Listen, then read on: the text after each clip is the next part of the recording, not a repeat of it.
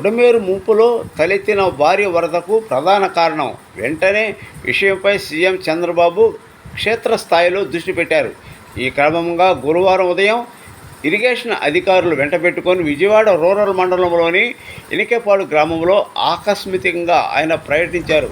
ఎనికేపాడు వద్ద ఏలూరు కాలువ దాటేందుకు వంతెన లేకపోవడంతో అక్కడే ఉన్న బల్ల కట్ట పైకి ఎక్కి బొడమేరు కాలువ వద్దకు చేరుకొని పరిస్థితి స్వయంగా పరిశీలించారు.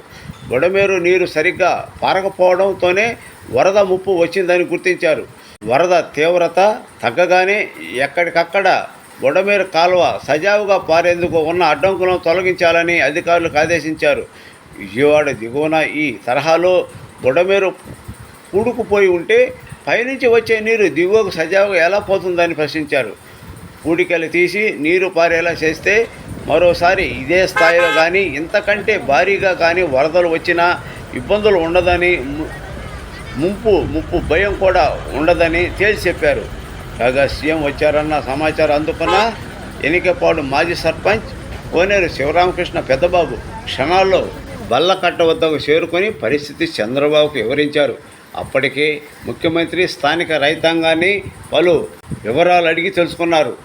పంట పొలాల్లోకి చేరిన నీరు దిగువకు వెళ్ళాలంటే ఏమి చేయాలని వారిని ప్రశ్నించారు.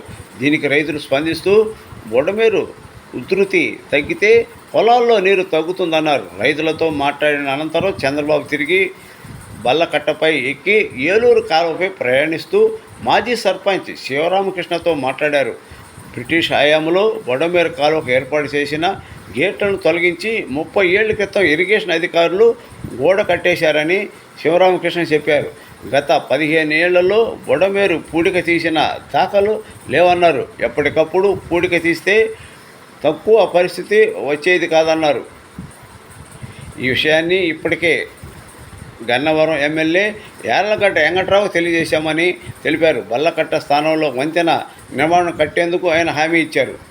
మంత్రులు, ప్రజాప్రతినిధులు, అధికారులు ప్రభావిత ప్రాంతాలు పర్యటిస్తూ బాధితులకు భరోసా ఇస్తున్నారు.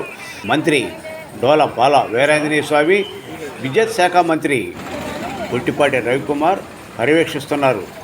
అక్కడికక్కడే అధికారులు సూచన చేస్తున్నారు. మున్సిపల్ మంత్రి నారాయణ గురువారం వరద నీటిలో సుమారు 2 కిలోమీటర్లు నడుస్తూ పరిస్థితి సమీక్షిస్తున్నారు.